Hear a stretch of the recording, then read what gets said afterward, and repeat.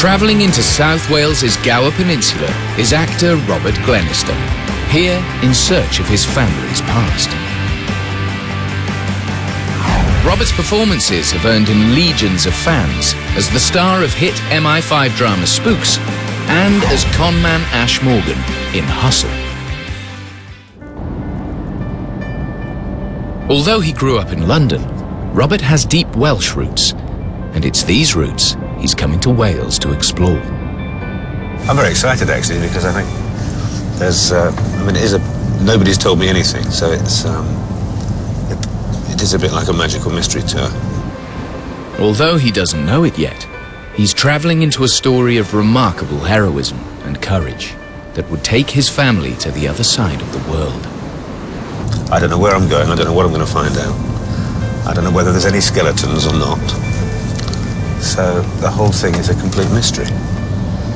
Robert Glenister is coming home. Robert begins by visiting the Gower home of his parents. His father is television director John Glenister, who's from London. But it's his Welsh mother Joan and her Welsh family that Robert will be researching. How much do you know about your family beyond your grandfather? I mean, do you know much? Not a lot, no, not really. Because you were born in Gorsinan in South Wales, yes. And I think I was about 3. when you moved to London? Yep. And then you were evacuated back here during the war? That's right. Joan's maternal family name is Fry, and following the Fry family will lead Robert to discover some extraordinary stories of personal duty and sacrifice. Next stop on the journey is the pretty coastal town of Penclawdd on the North Gower coast, and St Gwynawr's Church for the reading of the family tree. Here, Robert is about to learn how embedded his family really are in the history of this small village. He's arranged to meet with genealogist Mike Churchill-Jones. Hi Robert. Hi. Welcome to Penclawdd. Thank you. The reason you're in Penclawdd is because it's steeped in your ancestry. Is it? Indeed. So we've been looking at your family tree, and this is it. Straight away, Robert can see that he has deep Welsh roots on his mother's side. You've got a great Welsh line. You can go back to your 7 times great-grandfather, who was a native of the Gower. Robert has family in Carmarthenshire, Swansea and the Gower, with strong Welsh names including Lewis, Hopkins and Davis. But Mike is concentrating his research on Robert's Fry family here in the village of Penclawdd. The story begins with his 4 times great-grandparents Mary and Richard Fry, who was a coal miner. They had a son, John Fry, who was Robert's great-great-great-grandfather. Now, John Fry was born 1832 in Penclawdd and died here in 1894. But he had the occupation of many people in Penclawdd, which was coal. Yeah. He was a miner, yes. He worked down the mine. Yeah. There is a lot for Robert to learn about his Fry family. But to get him started on his journey, Mike Churchill-Jones tells him about his great-grandfather David Fry, someone Robert knew as a child. David John Fry was born 1880 in Penclawdd, and he didn't die till 1967, That's so right. you would have known him. I remember this very, very old man in a very, very dapper in a 3-piece pinstripe suit, white moustache, white hair, and I remember his presence. That's all I remember. I can only have been about 5 or 6, because he died in 67, didn't he? I think so. I was born in 60. So, but I mean, but I do remember. I have an image of him. Yeah. His initial occupation is as a He stonemason. was a stonemason. I saw that. Yeah. Yeah. So he was a skilled. He was a skilled man. Yeah. There was an artistic element to him, as opposed to just a sort of an engineering quality as well. Indeed. That's interesting. Indeed. Yeah. Indeed. First, Robert is heading from Penclawdd to visit the nearby 16th century Oxwich Castle. He's learned he comes from a long line of stonemasons. Stonemasonry is an ancient art form, little changed over thousands of years. It has always been a highly skilled job. Modern building sites are a world away from the kind of work Robert's family did.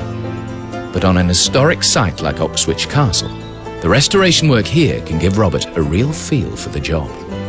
Given the fact that you still employ the traditional methods in stonemasonry, Yeah. do you still use tools that would have been used when my ancestors would have been Very much so, yeah. Yeah, very much so, yeah. This job, we've done all hammer and chisel and mallet and whatnot. There's been no modern methods at all. Right. We've done it exactly how it would have been done, really. Yeah. Can I have a go, and will you show me what to do? I certainly will, yeah. Right. The generations of Robert's family that worked with stone are long gone. But here on the castle renovation, there is at least a chance for Robert to handle and use the tools with which they would have been so familiar. You're a natural. Very good, yeah. Quite slippery, isn't it? It's quite... Yeah, so if you hold it more of an angle, like that? About there, that's about right, yeah. Yeah. You'd work that, you'd keep working that all the way through to there. Right. And then you'd be coming across with the fine chisel another then chisel, after yeah. that, yeah. So how long would this take to do? I mean, how long would this block take to complete? Well, you do this in a few hours, really, Would you? Yeah, no problem at all. Robert is working on a very special part of the restoration. It's the lintel, which will be placed over the main entrance of the castle.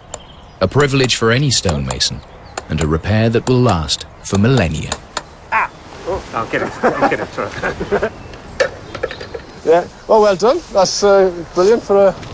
Thank you. It's been great. That's great, yeah. So, you've contributed to part of the castle, So now? the next time I come down here with my family, I can point at that when it's up there, and I can say, I helped to do that. Yeah, definitely.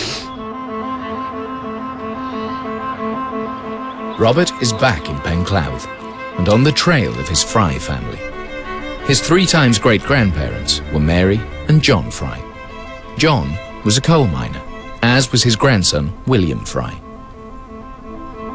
William worked in Penclouth as a coal miner in the years leading up to the First World War, and Mike Churchill-Jones has been researching his story. The first document I'd like to show you is a 1911 census listing, and it shows William Fry,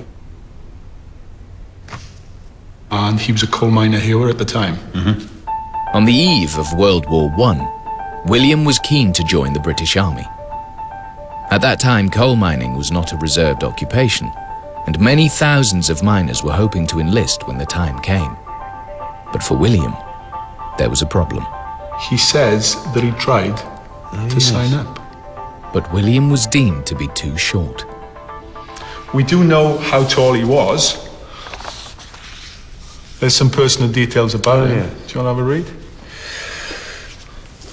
Oh, he was age 30 years and 5 months, height 5'2" and a quarter. Not the tallest man in the world. Not the tallest man in the world.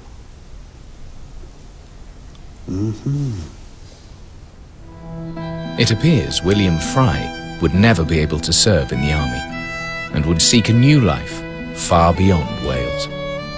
He actually, sometime after that, in 1914, he made the decision to actually emigrate. And he actually went to Liverpool and got on a ship called the Afrig and sailed to Sydney in Australia. Wow. That's a huge leap, isn't it? And he sailed on the 16th of July, 1914. When did war break out? It was approximately 6 weeks after It that. was after that, wasn't it? Yes, that's right. Indeed it was, yeah. So just weeks before the outbreak of World War I, William Fry was leaving Penclouth, sailing away to the other side of the world, far away from the looming conflict in Europe. But there is more to William's story than Mike has so far revealed. First, Robert is off to learn more about his ancestral home of Penclouth, which sits along the Lough estuary on the Gower coast. No one knows more about Penclouth than local historian Rod Cooper, who has taken him to the hillside overlooking the town. Well, that's a view and a half. So how different would this view have been when my ancestors lived here? There'll be a fantastic difference. Now, this is the old centre of the village, and the turnpike road used to run down to the front just over there. And in some ways, that's still the heart of the village, but that was the old village. And the new village built up across over there, and that was where the copper works were and the tin plate works at the end of the 19th century.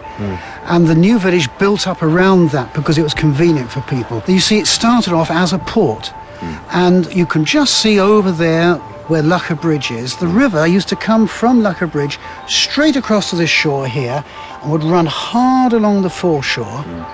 And that meant that vessels could come up at most states of the tide. They could lie on the bottom of the pill, as it was called out there, then load up with coal, and, you know, straight into the holds, or go to the dock, which was just up there. And, you know, that added again, you know, to the character of the village and the business of the village. It really was a thriving, important place. Penclouth may have been a flourishing village, but at the start of World War I, William Fry had left here for the other side of the world. In Australia, he had the chance of a new life, far from the threat of war in Europe. But just a year later, William made a remarkable decision, as Mike Churchill-Jones has unearthed. He made a decision to join the Australian Army. Wow. In July 1915. Right. He joined the 53rd Battalion of the Australian Imperial Force.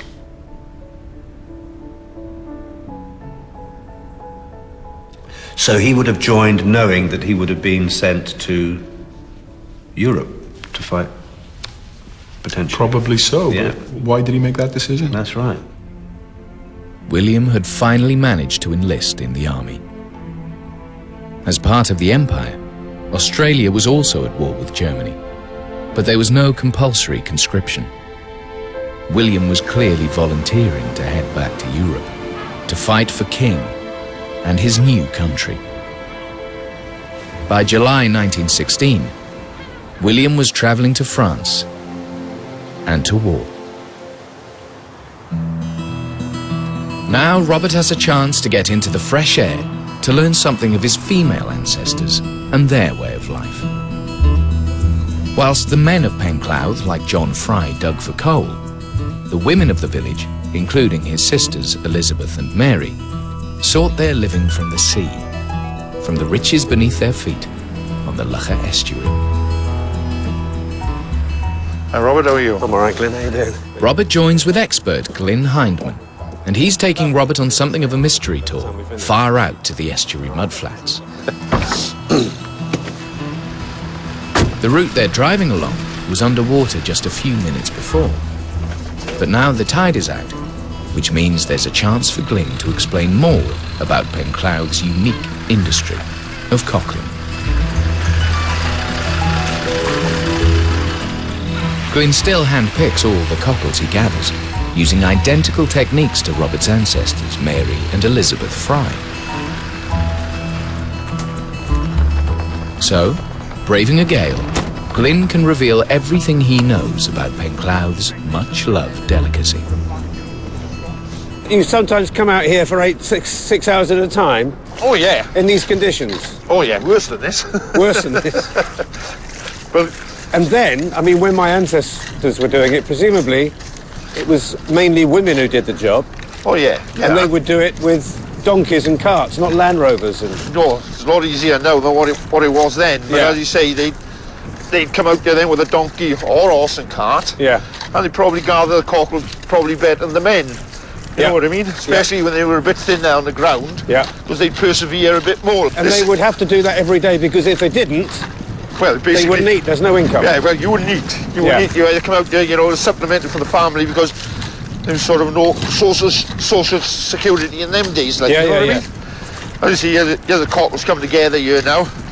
They probably gather at a time in the region of about 200-300 kilos a day, like, Really? you know. Yeah. Really? Lift them onto the cart or put them on the back of the donkey. Yeah.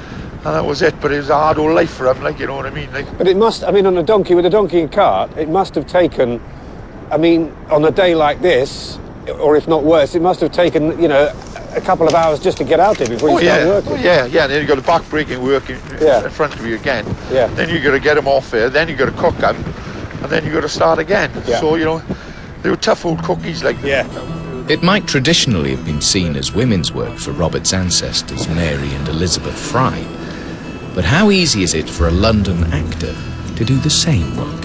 That's it. Try and keep your water. Keep it in the... Oh, as you're raking? Nice arch, see? Ah, You're gotcha. you're pulling your cockles into your water all the time, see? Got it. Right. And then the rake goes down. I think you're a natural, Rob. It's in the blood, see? It is. Definitely got it. Look at Once it. there, you never lose it. Yeah. What are you doing next week?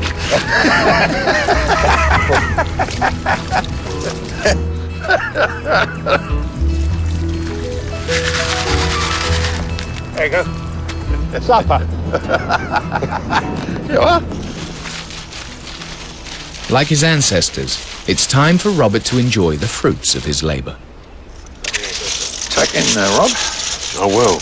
Look at those. Look at those. Straight off the beach, and after just a couple of minutes cooking, the cockles are ready to eat. Ha ha ha. Bit heavy, I think. Bit hot. What do you think of them? They're just so sweet, aren't they? And gorgeous. I don't need any lunch. The camel crew can get lunch. I'll stay here. Right. So how has this experience helped Robert to understand what daily life was like for his ancestors, Mary and Elizabeth? Oh, it was extraordinary. I mean, you know, we were out there and it's a nice day, but out there it's blowing a force-tailed gale and it's cold. And we were out there for about an hour. And we were in warm coats, boots, waterproofs, everything. When my ancestors were doing it, and it was predominantly women who did it, so many hundreds of years ago, and they were out there, they had no waterproofs, they had no real protection against the weather. And today is quite benign, because, I mean, they would go out come rain or shine. Robert is back on the trail of his ancestral cousin, William Fry. At the start of World War I, William had been turned down by the army on the grounds of his height. But now in 1916, he was an Australian soldier and heading to France. Military historian Jeremy Banning has been researching his story. So his 53rd Battalion, and they are part of the 5th Division. It's a new division of men that have been created, and essentially they go to France at the end of June. But still, he would have been incredibly green. Well, it's interesting because in his application form to join the Australian Army, they said, have you applied before to join the Army? And he said yes, but he was rejected on account of his height, because he was very short. He was only 5'2 1/4. It's because they needed to recruit because of the war. Restrictions were not as stringent as they had been. They wanted as many men into their forces as possible. And it's interesting as well because of his height, because there's a myth now of Australians all being 6 foot and bronzed and these big farmhands, and here you have a 5'2 1/4 Welshman in their ranks. Early in July 1916, William had arrived in France at a place called Fromelles, less than 50 miles from the Somme. His Australian battalion had a vital combat role to stop German reinforcements getting to the Somme, where Allied forces were engaged in a major offensive.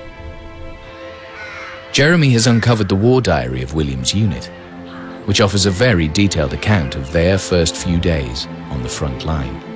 So this is William's first opportunity to be holding the front line trench. This is what he joined up for, right. to defend, to hold the line here. So they're there in the line until the 16th. So he's had 6 days in the front line trench. Remarkably, this photograph shows members of William's 53rd Battalion on the 19th of July 1916, preparing for battle. But unfortunately, William and his battalion, and in fact his whole division, were there at a time where there was an operation planned to launch an offensive there. And if you look at the date, we're talking now the middle of July. Yeah. If you know your history, on the 1st of July 1916, that's when the British and French forces had attacked on the Somme. The Battle of the Somme was one of the bloodiest of World War I. Allied forces were attempting a decisive breakthrough of the German lines. At this time, William and his regiment were just 40 miles away in Fromelles.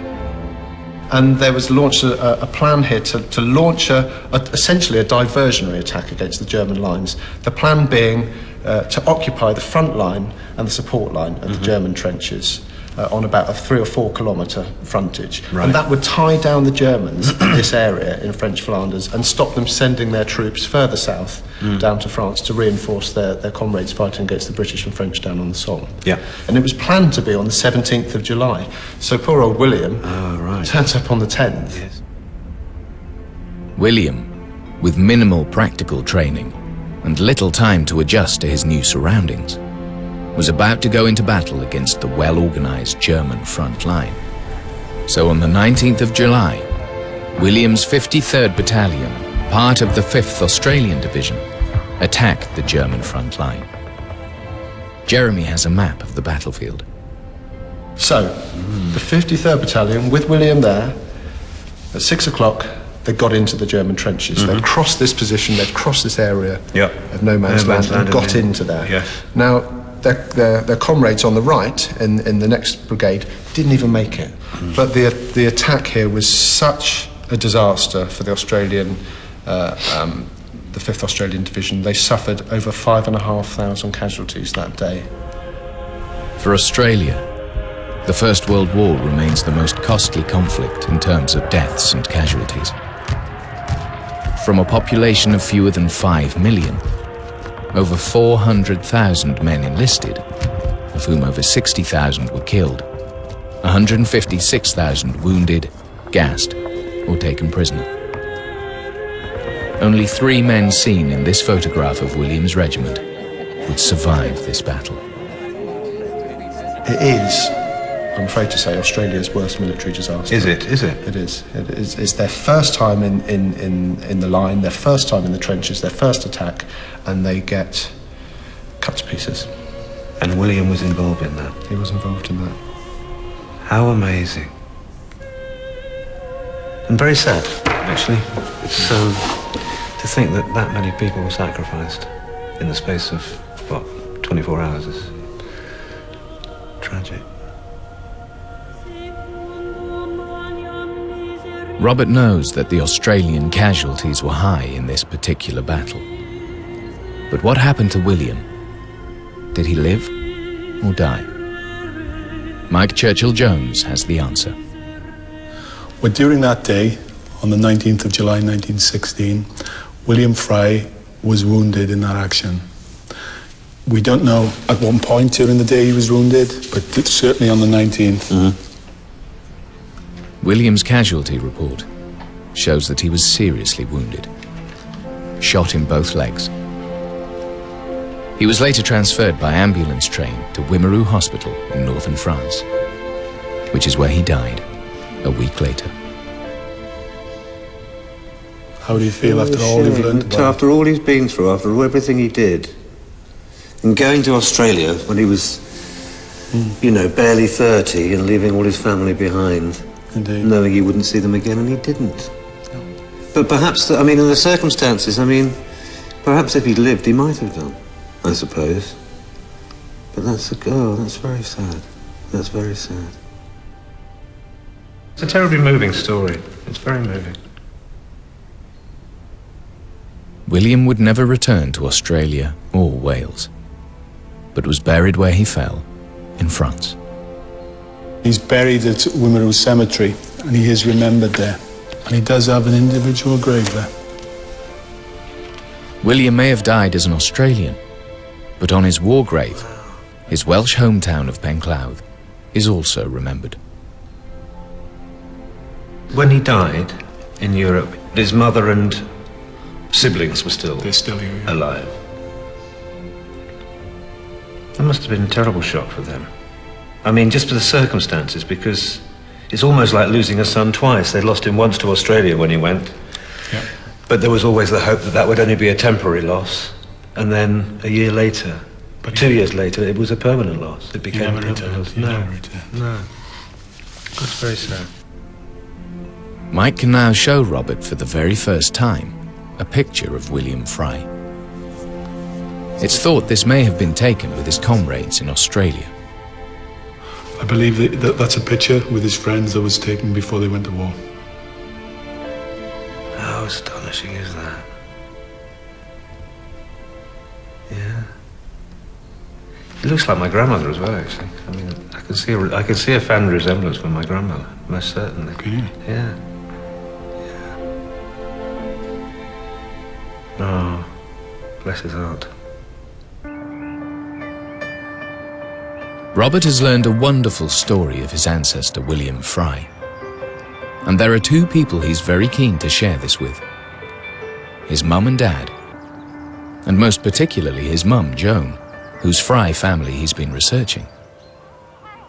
At their Gower home, he can now reveal William's story to her for the first time.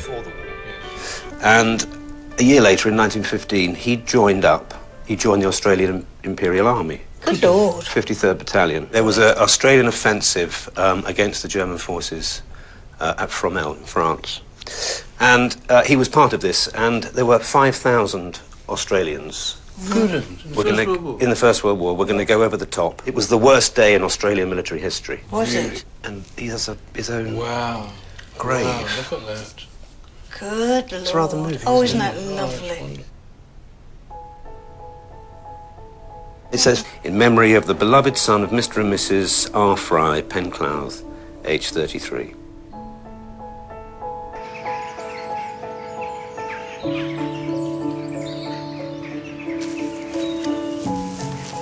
William may not be buried here, but his parents, Richard and Elizabeth, are. And their grave has a dedication to their son.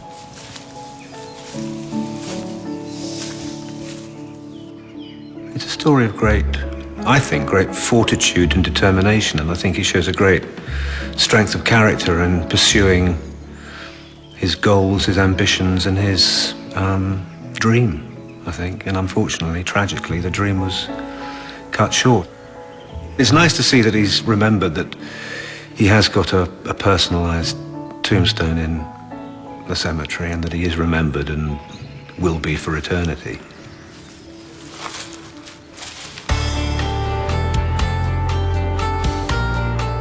Robert's journey is nearly at an end. As a boy who grew up in London, he knew very little of the depth of his Welsh ancestry. But now he can look across the village of Penclouth and see his family and roots stretching out before him. Now at the end of his journey, how does he feel about his visit to Wales? I've always been proud of the Welsh side of me and my family, and it's always been something that I've sort of cherished, and I was delighted when my mum and dad decided to move back down here, because it gave me a reason to visit more frequently.